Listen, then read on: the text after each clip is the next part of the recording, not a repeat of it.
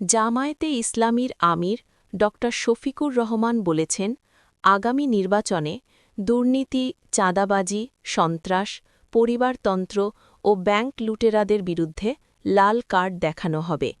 এসব অনিয়ম ও অন্যায়ের রাজনীতিকে আর মেনে নেওয়া হবে না।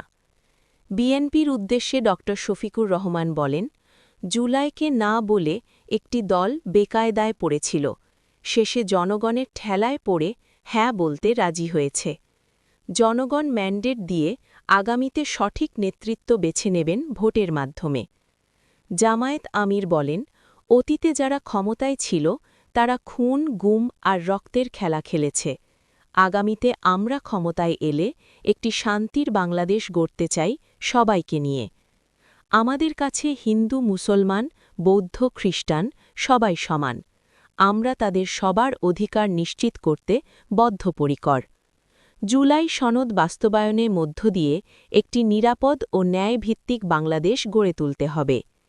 নির্বাচন প্রসঙ্গে ড শফিকুর রহমান বলেন, আগামী ১২ তারিখ হ্যাঁ ভোট দিয়ে দেশের স্বাধীনতা ও সার্বভৌমত্বকে আরও সুসংহত করতে হবে।